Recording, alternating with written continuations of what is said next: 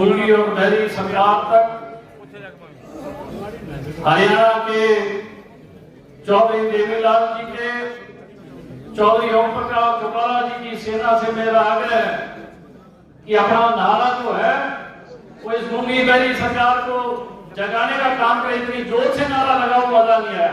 Indian National Lokdal, Indian National Lokdal, जननायक चौधरी देवीलाल, जननायक चौधरी देवीलाल, स्वर्गीय ओम प्रकाश चौटाला, स्वर्गीय ओम प्रकाश चौटाला। आदर और सम्मान के योग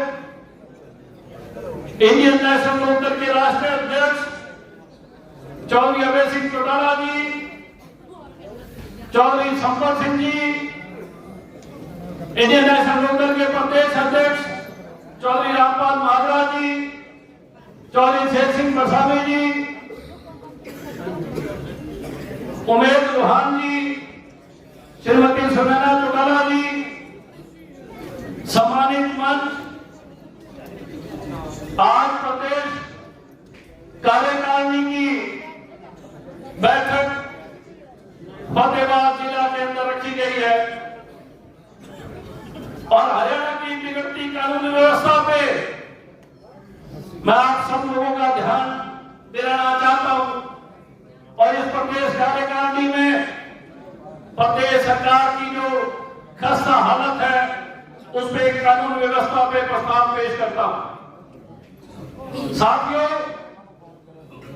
पिछले 14 महीनों से आपकी party Indian National Lokdal, Chaudhary Devilal ji का विचार, चौधरी ओम प्रकाश चौटाला जी का संघर्ष हम सबके जहन में दौड़ रहा है और हमारा संघर्ष जब और मजबूत होता है जब चौधरी अभय सिंह चौटाला की एक आवाज पे हरियाणा की सरकार को हम सब लोग चेताने और हिलाने का काम करते हैं। मैं आप सब साथियों से एक आग्रह करना चाहता हूं कि आज हरियाणा के कोने कोने में आपके संघर्ष की चर्चा होती है। प्रदेश का सरकार का तो दिवालियापन आप सब लोगों के सम्मुख है। किस प्रकार से हरियाणा प्रदेश को गिरोह के तौर पे हर जिले के अंदर कानून व्यवस्था जो है वो चकनाचूर और चौपट हो चुकी है। हमारा जो नेशनल क्राइम ब्यूरो का रिकॉर्ड है उसके तहत हरियाणा में महिलाओं पे जो अपराध बढ़े हैं 15,758 मुकदमे दर्ज किए गए, जिसमें 1772 बलात्कार के मुकदमे, 131 गैंग रेप व 207 दहेज हत्या के मामले दर्ज हुए। बुजुर्गों के विरुद्ध 5 साल 3 साल में 50% की बढ़ोतरी हुई है अपराधों में। बच्चों और मासूम व्यक्तियों पर 12% अपराध की बढ़ोतरी हुई है और हमारे 62 बच्चों की हत्या कर दी गई। 6 मामलों में दुष्कर्म के बाद हत्या की गई। प्रदेश में प्रतिदिन लगभग 3 हत्याएं, 5 बलात्कार व 11 अपहरण के मामले शामिल हैं, जो कि बहुत ही चिंता का विषय है। आज हमारे कॉलेज के छात्र हो, हमारी छात्राएं, हमारी बेटियां हो, हमारी बहनें हो, उन्हें न्याय के लिए संघर्ष करना पड़ता है और सरकार ऐसी गूंगी बहरी बेरहम जो कि उनकी ना सुनवाई करते हुए उन पे दबाव बनाने का काम करती है। साथियों, आज हरियाणा प्रदेश का व्यापारी पलायन कर रहा है क्योंकि उन्हें धमकियां फिरौती मांगी जा रही है।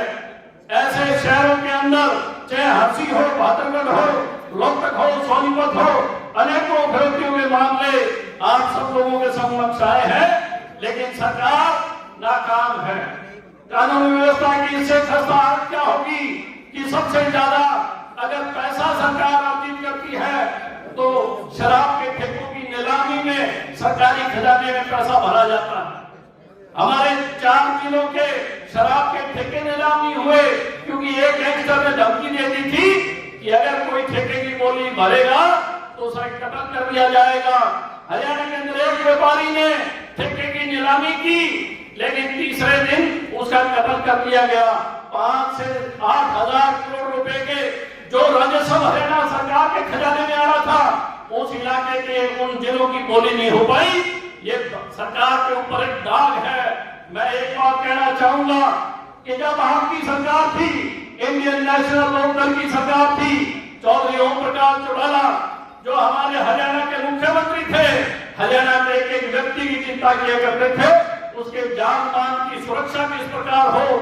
हर रोज रात को 1 बजे तक ना हरियाणा के जिले का एसपी सोया करता था, ना डीसी सोया करता था, और उसे मालूम था किसी वक्त भी मुख्यमंत्री का फोन आ सकता है और हमारे जिले की ताजा हालात, जिले की सुरक्षा व्यवस्था, जिले की कानूनी व्यवस्था के बारे में हर बात पूछी जा सकती है।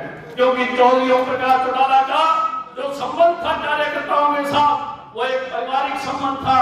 पूरे हरियाणा की रिपोर्ट लेके चौधरी ओम प्रकाश चौटाला रात को 12 बजे से लेके 1 बजे तक तमाम हरियाणा के जिलों के अधिकारियों से बात किया करते थे। और यही जो आज हालात हम लोग देख रहे हैं, इन हालातों को तभी बदला जा सकता है साथियों, जब इंडियन नेशनल लोकदल आज जो कदम दर कदम बढ़ती जा रही है, वो दिन दूर नहीं कि 2029 में आपकी सरकार होगी और चौधरी ओम प्रकाश चौटाला के लक्ष्य कदम पे चलते हुए चौधरी अभय सिंह चौटाला आपके हरियाणा के मुख्यमंत्री होंगे। साथियों, बड़े दुख और चिंता की बात है, जो व्यापारी शहरों में रहते हैं, आज उन्हें डर लग रहा है, उन्हें फिरौती और धमकियां मिल रही है और हरियाणा का व्यापार अन्य राज्यों में पलायन करने में मजबूर हो रहा है। हमारे डीजीपी जो पूर्व में है ओपी सिंह साहब, जिन्होंने अंतिम दिन एक चिट्ठी लिखने का काम किया और साथियों उस चिट्ठी में उन्होंने लिखा कि मेरे डीजीपी का कार्यकाल में सबसे ज्यादा अगर मैंने मुकदमे दर्ज किए तो आर्म्स एक्ट नाजायज हथियारों के मुकदमे दर्ज किए। बहुत चिंता का विषय है साथियों। एक डीजीपी खुद ये चिट्ठी लिख के जाता है कि हरियाणा में नाजायज मुकदमे बहुत ज्यादा है, हरियाणा में मुकदमे दर्ज सबसे ज्यादा हो रहे हैं। पूरे देश में अगर आर्म्स एक्ट किसी में ज्यादा दर्ज हुए तो हरियाणा चौधरी ओम प्रकाश चौटाला जी के समय में व्यापार में 1 नंबर था, हरियाणा चौधरी ओम प्रकाश चौटाला जी के समय में सड़कों के निर्माण में 1 नंबर पे था, ग्रामीण विकास में 1 नंबर पे था, शिक्षा दीक्षा में 1 नंबर पे था। हर परिवार को हर गांव में सैकड़ों नौकरियां देने का काम किया। लेकिन ये सरकार स्वयं मानती है कि आज हरियाणा अगर 1 नंबर पे है तो नाजायज हथियारों के मुकदमे में 1 नंबर पे है। साथियों, मैं आप सब लोगों के माध्यम से इस सरकार की कानून व्यवस्था की निंदा करता हूं और ये प्रस्ताव आपके राष्ट्रीय कार्यकारिणी में मैं पेश करता हूं। आशा उम्मीद करूंगा कि आप सब लोग हाथ खड़ा करके इस प्रस्ताव का समर्थन करने का काम करेंगे और इस गूंगी और बहरी सरकार को चौधरी अभय सिंह चौटाला जी के नेतृत्व में 2029 में चलता करने का काम करेंगे।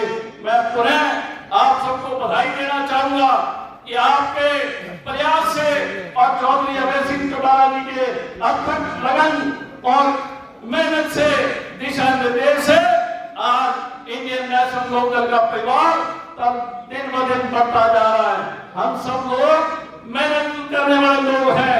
चौधरी ओम प्रकाश चौटाला चौधरी देवीलाल जी के अनुयायी हैं। आज हम कार्यकारिणी में भी एक संकल्प लेके जाएं कि अपने अपने गांव में पार्टी के जो और लोग हैं उनको भी जोड़ने का काम करेंगे और जब भी कोई पार्टी के कार्यक्रम हो उनमें सब लोग भागीदार बने। मैं आपका पुनः सबका धन्यवाद करता हूँ, बहुत बहुत धन्यवाद।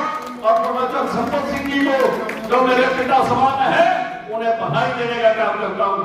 आपका बहुत बहुत धन्यवाद।